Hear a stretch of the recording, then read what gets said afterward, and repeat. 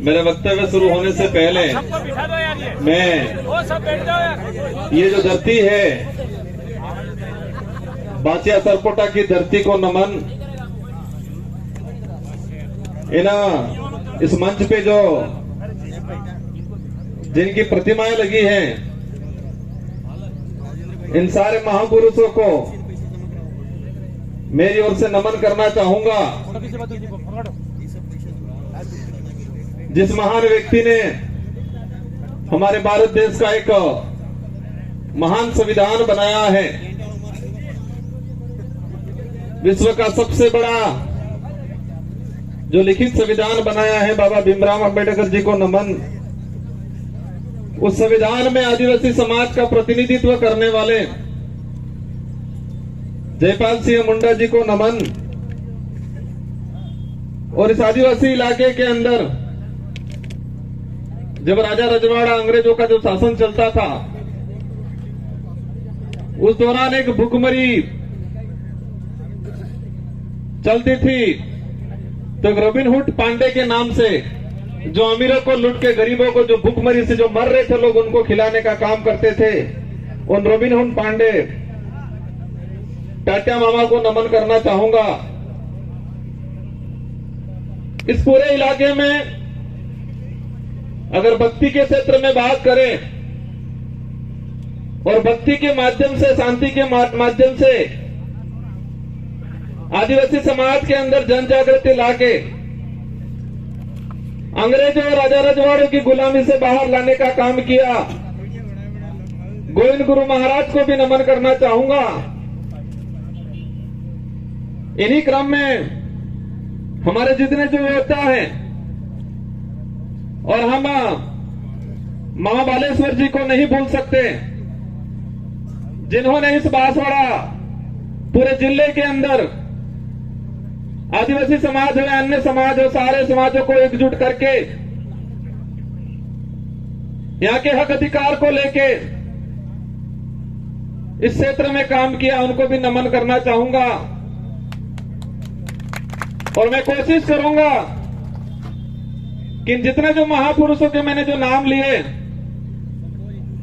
उन महापुरुषों के जो विचार थे, उन विचारों को जन तक पहुंचाने के लिए उन्होंने जो संघर्ष किया, उन्हीं विचारों को आगे बढ़ाने का काम मैं और मेरी भारतीय आदिवासी पार्टी करेगी और आने वाले समय में अनवरत करती रहेगी। इन विचारों को आगे बढ़ाएंगे। साथियों, पूर्व वक्ताओं ने हर प्रकार की बात बताई, हमारे क्षेत्र की बात बताई, आदिवासी समुदाय के हक अधिकार को लेकर बात बताई। और ये हमारा जो देश एक लोकतांत्रिक देश है, और उस लोकतांत्रिक देश में विचारों के आधार पे जनता इन पार्टियों को मत देती है, उन नेताओं को मत देती है और विधानसभा लोकसभा में भेजती है। आज मुझे भी 84 की जनता ने दूसरी बार विधायक बनाया, और वो भी राजस्थान की 200 विधानसभा के अंदर। उस दौरान 199 विधानसभा में एक साथ चुनाव हुआ था, और उसमें परसेंटेज के मामले में सबसे अधिक मतदान 84 की जनता ने मुझे बहुमत देकर जिताया था। उससे पहले 2018 में मुझे जिताया 84 की जनता ने। और आज मेरा सौभाग्य है, डूंगरपुर बांसवाड़े की जो जनता है, उस जनता की भावना थी कि ये व्यक्ति हमारे इस क्षेत्र का आदिवासी समुदाय के हक अधिकार की बात को लेके, एससी समुदाय के हक अधिकार की बात को लेके, माइनॉरिटी समुदाय के हक अधिकार की बात को लेके, और साथ ही क्षेत्र के अंदर अन्य समुदाय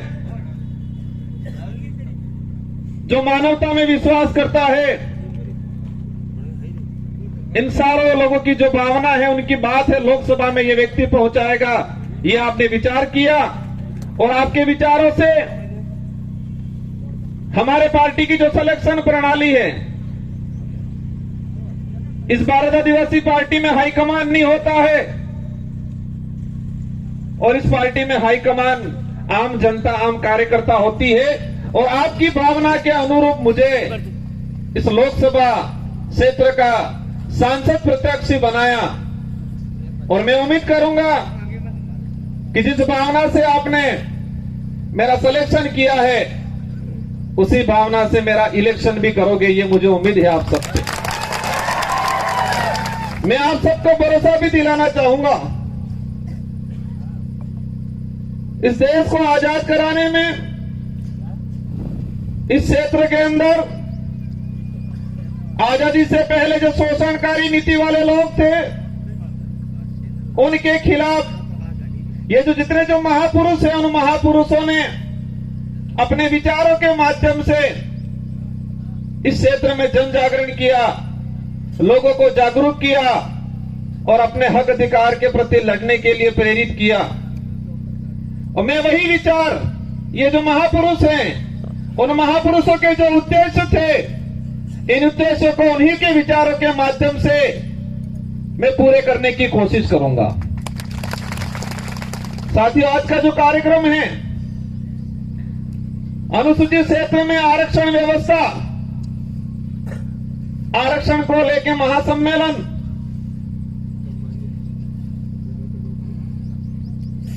ये जो शब्द है, ये शब्द आते ही कई सवाल पैदा करता है अपने दिमाग में कि हमारा देश का संविधान लागू हुआ 1950 को और आज 2024 हो गया और अभी तक उस संविधान के अंदर जो प्रावधान थे, उन प्रावधानों को आज तक धरातल पे लागू नहीं किया।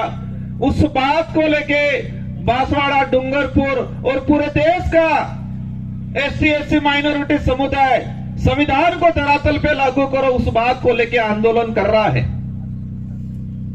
बड़े दुख की बात है कि संविधान बना और देश पे जो लागू हुआ, हम कहते हैं 26 जनवरी 1950 को, लेकिन मूल रूप से उसके संविधान के अंदर जो प्रावधान थे, वो प्रावधान आज तक धरातल पे लागू नहीं हुए हैं। और देश के अंदर हमारे राष्ट्रीय पार्टी के लोग कहते हैं देश विकासशील से विकसित हो रहा है,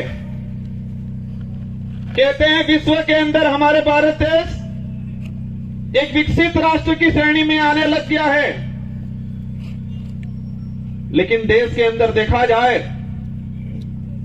आज से 5 साल पहले जिस 5वीं स्कूल के अंदर 70 बच्चे पढ़ रहे थे और आज उसी 5वीं स्कूल के अंदर 35 बच्चे पढ़ रहे हैं। आज से 5-10 साल पहले हमारे देश के प्रत्येक नागरिक पे जो कर्जा था, और आज देखें वो कर्जा 4 गुना तेजी से बढ़ रहा है। आज जो कुपोषण का जो स्थिति है, आज से 5 साल पहले जाएंगे तो इतना कुपोषण नहीं मिलेगा जितना आज कुपोषण है। जो देश में मीडिया के माध्यम से, मैं सारे मीडिया पे सवाल नहीं करना चाहता, लेकिन कुछ मीडिया वाले ऐसे लोग हैं जो देश की सच्चाई को छुपा रहे हैं और पार्टियों के इशारों पे, सरकारों के इशारों पे इस देश के लोगों तक गुमराह करने वाली बातें फैलाई जा रही है। इस देश के लोगों को अंधकार में रखा जा रहा है और हम देश में वर्तमान देख सकते हैं। मेरा वक्तव्य, हमारे पूर्व वक्ताओं ने कहा, हमारे समाज के कुछ पढ़े लिखे अधिकारी कर्मचारी कहते हैं हमारे समाज के जो नेता कांग्रेस बीजेपी में दिग्गज बने हुए हैं वो कहते हैं आरक्षण पूरा मिल रहा है, कोई कहता है आरक्षण की जरूरत नहीं है, कोई कहता है कि आरक्षण मिलना था मिल गया और फालतू गुमराह कर रहे हैं। हमारे क्षेत्र की जनता विचार करती है, हम कहते हैं आरक्षण मिलना चाहिए, वो कहते हैं आरक्षण मिल गया, कोई कहता है आरक्षण पूरा मिल रहा है। और हमारे क्षेत्र की जनता कंफ्यूज रहती है कि हकीकत क्या है। हमारा पढ़ा लिखा बेरोजगार युवा वो भी कंफ्यूज रहता है कि आरक्षण क्या है। और दुख की बात यह है कि हमारे पाठ्यक्रम में बेमतलब की चीजें डाली जा रही है। अगर देश के अंदर आरक्षण को लेकर जो चल रहा है, कुछ लोग कहते हैं भ्रमित किया जा रहा है। देश के आरक्षित वर्ग को, युवाओं को अगर क्लियर करना चाहिए था तो संविधान के अंदर जो आरक्षण व्यवस्था रखी गई है उसको हमारे पाठ्यक्रम में लागू कर दिया होता तो आज हर युवा को पता होता कि मेरा रिजर्वेशन संविधान के अंदर इतना है, शेड्यूल एरिया में इतना है, नॉन शेड्यूल एरिया में इतना है। लेकिन होता क्या है, वो आरक्षित वर्ग का युवा आरक्षण को जान जाएगा, समझ जाएगा, संविधान में प्रावधान क्या है ये समझ जाएगा, तो वो सवाल खड़ा करेगा उन राष्ट्रीय पार्टियों से, उन नेताओं से जो आते हैं कहते हैं कि राम के नाम से वोट देना। कहते कि नहीं कहते हैं? इन लोगों ने कभी ये नहीं कहा कि बेरोजगारी खत्म करेंगे, बेरोजगारी खत्म करने के नाम से वोट देना, ये बोला उन्होंने। इस क्षेत्र में शिक्षा में गिरावट हो रही है, शिक्षा के क्षेत्र में हम काम करेंगे, इसके नाम से वोट देना, ये नहीं बोला। और इस देश का दुर्भाग्य है कि इस देश में ऐसे नेता पैदा हुए हैं जो खुद के समाज का तो भला नहीं किया, लेकिन जिस पार्टी का खाया, जिस पार्टी में पद प्राप्त किए, ऊंचे ओहदे पे गए, उस पार्टी के भी नहीं हुए। जिस पार्टी के अंदर गए हैं उनको कहना चाह रहा हूं कि जो व्यक्ति उनके समाज का नहीं हुआ, जो व्यक्ति उसकी पार्टी का नहीं हुआ, वो तुम्हारा कतई नहीं हो सकता है। और इस क्षेत्र में देखा है मेरे, हमारे चंद्र वर्ग के भाइयों को जाके ये भड़काते हैं, कहते हैं कि तुम चिंता मत करना, मैं तुम्हारे साथ हूं, ये बोलते हैं। तो हमारे उन भाइयों को भी कहना चाहूंगा, जो खुद के समाज का नहीं हो सकता है वो आपका कभी नहीं हो सकता है। ये विचारधारा सच्चाई को लेकर लड़ रहे हैं। ये विचारधारा हम कहते हैं हम आदिवासी समाज में पैदा हुए हैं, मेरा पहला फर्ज बनता है कि मैं मेरे परिवार के लिए, मेरे समाज के लिए बात रखूं। साथ ही क्षेत्र के अंदर हमारे एसटी समुदाय के भाई हैं, माइनॉरिटी समुदाय के भाई हैं, इसके अलावा किसी भी वर्ग का गरीब भाई है, उसकी कोई भी बात होगी, कोई भी समस्या होगी, उसका निराकरण करेंगे हम लोग। और ये देख सकते हो हमारे 84 क्षेत्र के अंदर हर व्यक्ति ने हमको मत दिया और मुझे मेरी विधानसभा में प्रचार करने की जरूरत नहीं पड़ी थी। हमारे कार्यकर्ताओं ने मोर्चा संभाल लिया था और हाईएस्ट मत जो राजस्थान में टॉप 2 में लाके रख दिया मुझे। आरक्षण व्यवस्था को लेकर कुछ आंकड़ा मैंने क्लियर किया है, अलग अलग डिपार्टमेंट की भर्तियों का, लेकिन इस मंच के सामने ही हमारे खाकी वर्दी वाले भाई दिख रहे हैं, इसलिए मैं उनके डिपार्टमेंट का कुछ आंकड़ा बता दूंगा।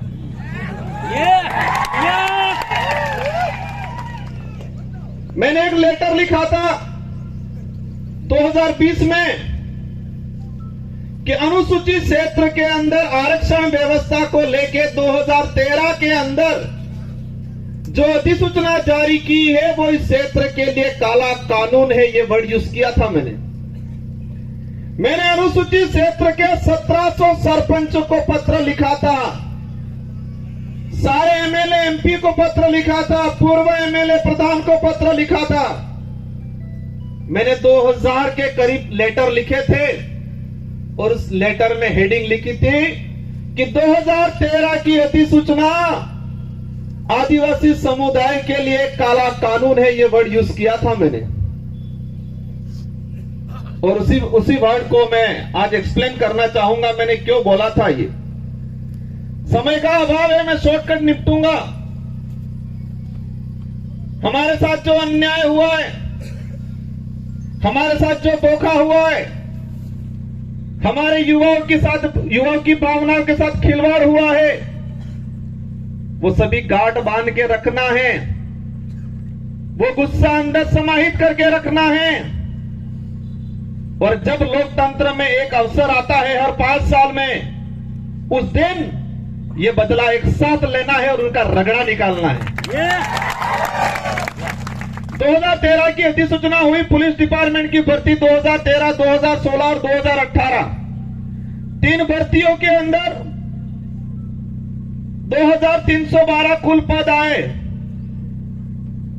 मैं ये आज इसलिए कहना चाह रहा हूं कि इन्हीं कमल कांग्रेस के नेताओं ने, और मुख्य रूप से 2013 में जो मंत्री थे, वर्तमान विधायक थे, जो ईडी के डर से आज भाजपा में चले गए, उनके ही कर कमलों से यह लागू किया गया था।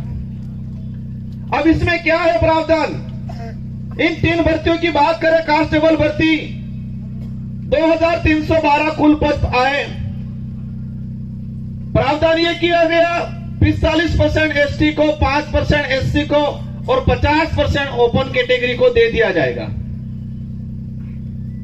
मतलब ओपन कैटेगरी में कोई भी जा सकता है, एससी का व्यक्ति जा सकता है, एसटी का व्यक्ति जा सकता है, ये बात बोली उन लोगों ने।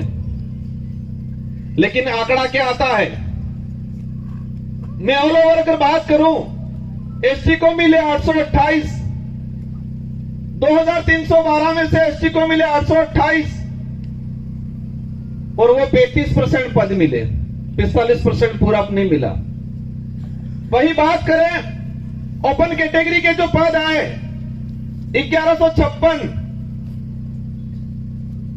और मिले उनको 1359, 58%, और उसमें एसटी एससी का रिजर्व कैटेगरी के लड़के गए 12 लड़के। और वहीं ये सामने खड़े मैं कहना चाह रहा हूं, उनकी पदोन्नति होती है, उनके पदों की गणना अपने कैटेगरी में लेते हैं। और कुछ नेता कहते हैं, ये बात इसलिए एक्सप्लेन कर रहा हूं मैं, हर व्यक्ति को अपना हक मांगने का अधिकार है। एक बाप के अगर 4 बेटे हैं, 3 बेटों के साथ अन्याय होता है और एक बेटा इस सारी जमीन लेके खड़ा खाता है, तो क्या 3 बेटे आवाज नहीं उठाएंगे? तो इस क्षेत्र में हमारा अन्य समाज का व्यक्ति रहता है, उनसे भी कोई दुश्मनी नहीं है, उनकी भी वाजिब मांग को हम रखेंगे। लेकिन हमारा फर्ज बनता है, जिस सर्टिफिकेट लगा के हम यहां पर आए हैं, उस सर्टिफिकेट के आधार पर एमएलए एमपी बनते हैं, तो जिस समाज का सर्टिफिकेट लगाया है, उस समाज के हक अधिकार के लिए अगर हम नहीं बोलते हैं तो कौन बोलेगा? इस आधार पर इन पुलिस भर्ती का अगर देखा जाए तो हमारे लड़कों का 300 पद के आसपास नुकसान हुआ। उस मां पे क्या गुजरी होगी जिस मां ने बच्चे को अपनी जमीन, अपने जेवरात गिरवी रख के बच्चे को पढ़ाया होगा, उम्मीद की होगी मेरा बच्चा पुलिस कांस्टेबल की तैयारी कर रहा है, नौकरी लगेगा। लेकिन इस प्रकार की अधिसूचना के कारण वो बच्चा आज नौकरी नहीं लगा और वो बच्चा आज गुजरात में जाके मजदूरी कर रहा है और उस मां के सपने अधूरे के अधूरे रह गए। ये लड़ाई उनके लिए है, सूद समेत वसूल करेंगे। और ये किसी समाज को हम दोष नहीं देना चाह रहे हैं, हम दोष उस नेताओं को देना चाह रहे हैं जिन्होंने अपनी पेटियां भरने का काम किया, टिकट लेने का काम किया और इतना कमा लिया कब ईडी के डर से भाग गए। गजब सुनता हूं मैं। एक दिन कहते थे हम पे आरोप लगाए और फिर बाद में 2 दिन बाद कहते हैं ये तो जुमला था, कहते हैं कि मोदी ने जुमला दिया था, और आज कहते हैं कि मोदी के विजन से प्रभावित होकर गया हूं। मोदी जी के जुमले के विजन से प्रभावित होके गए हैं, इसका मतलब ये क्लियर है कि वो भी जुमलेबाज से कम नहीं है। हमें उनसे भी पर्सनली कोई लड़ाई नहीं है, उनके कोई जमीन का बंटवारा हमारा नहीं है, लेकिन उनको इस क्षेत्र की जनता ने बड़ा लीडर माना था।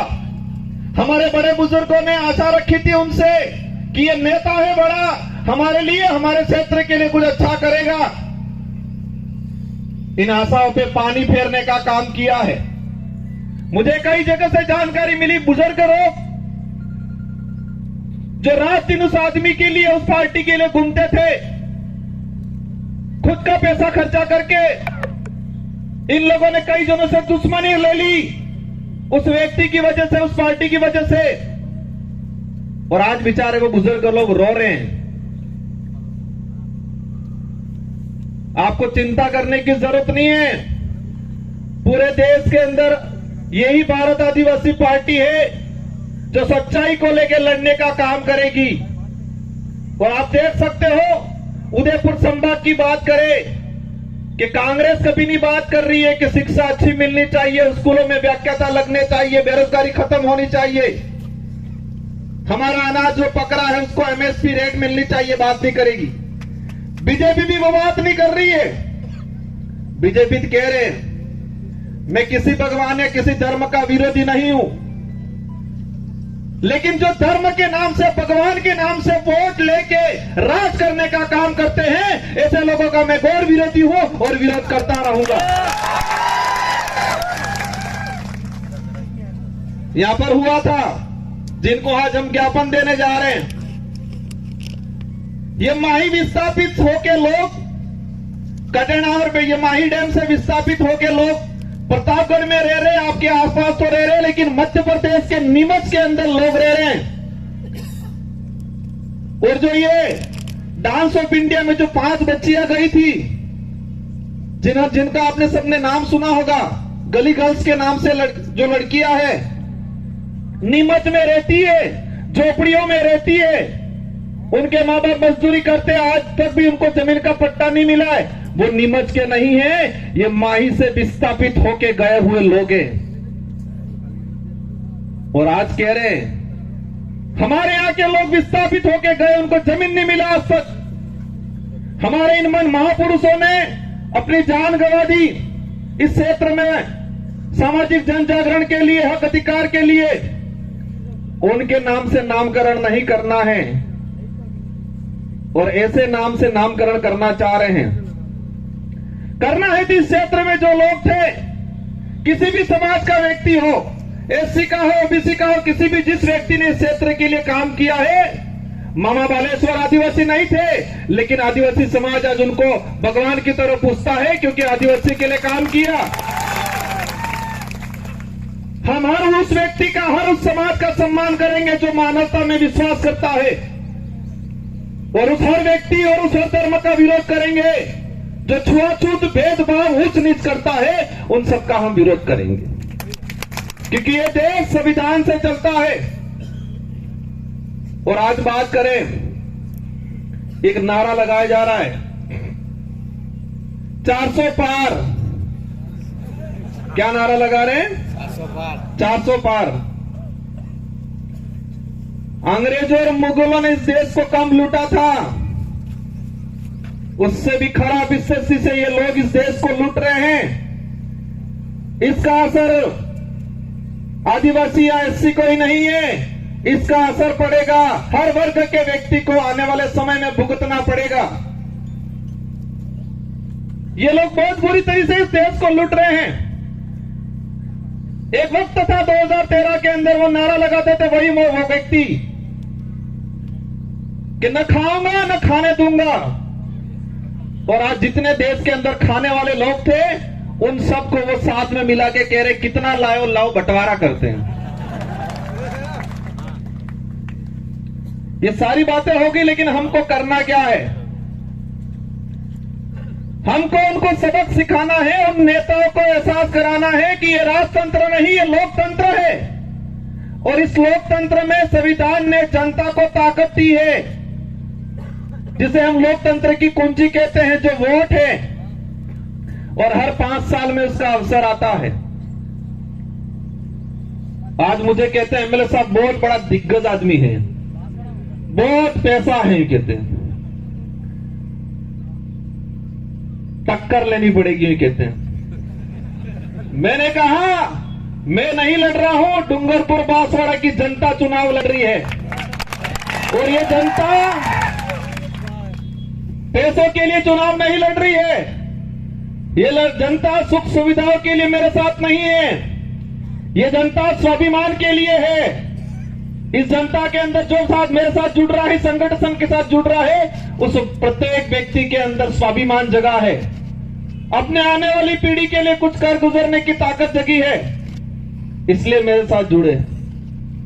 और देश के इतिहास उठा के देख लो, आजादी से पहले भी जो राजा रजवाड़ा या मुगलों की सेना होती थी तो सेना में भर्ती होता था सिपाही,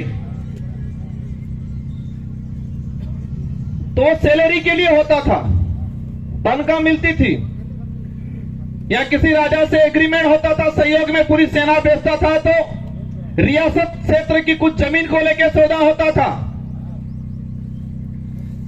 लेकिन वो सेना युद्ध के मैदान में टिकती नहीं थी। और यही देश के इतिहास उठा के देख लो कि मुगल के अकबर के सामने इस देश के सारे राजाओं ने अधीनता स्वीकार कर ली थी, लेकिन महाराणा प्रताप एक ऐसा था जिसने मुगलों के सामने अधीनता स्वीकार नहीं की थी। देश के इतिहास में पढ़ाया जाता है, हमारे बड़े बुजुर्गों से सुनते हैं कि देश के अंदर सारे राजाओं ने अकबर की अधीनता स्वीकार कर ली, लेकिन राणा प्रताप ने अधीनता स्वीकार नहीं की, क्योंकि देश के अंदर अन्य जो राजा थे उनकी जो सेना थी वो सैलरी पे थी, तनख्वाह पे थी। देश के अंदर जो अन्य राजा थे उनके सहयोग में आई हुई सेना कुछ जमीन की लालच में आई थी मदद करने, लेकिन राणा प्रताप के साथ में जो सेना थी वो तनख्वाह वाली सेना नहीं थी, वचन वाली सेना थी, और वो भीलों की सेना थी। किसकी सेना थी? भीलों की सेना थी, पठानों की सेना थी। अगर वो तनख्वाह वाली सेना होती तो युद्ध के मैदान में टिकती नहीं। वो स्वाभिमान के लिए, अपने वचन के लिए गई थी राणा प्रताप के साथ, और इसलिए देश के अंदर महाराणा प्रताप के नाम से उनको जाना जाता है। और उनके भाई थे शक्ति सिंह और जगमाल, वो भाई भी उनके साथ में नहीं थे। इससे यह सिद्ध होता है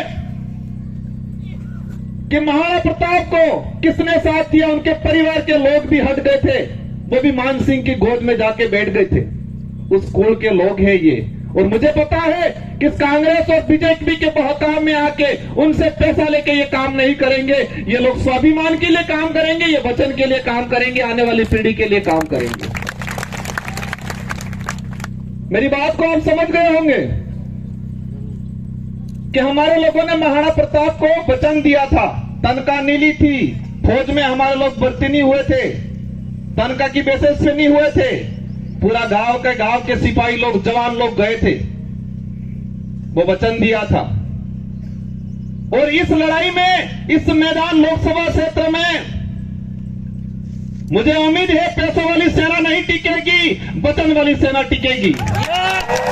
क्योंकि उनके साथ जो सेना है वो पैसों वाली सेना है, तनख्वाह वाली सेना है, पहाड़ी वाली सेना है, और हमारा साथ वचन वाली सेना है, स्वाभिमान से जीने वाले लोग हैं। बातें बहुत सारी अंत मंच आएंगे, उस पे करेंगे। हमारी लड़ाई सीधी सी है कि क्षेत्र में संविधान के अनुरूप आरक्षण लागू हो जाए।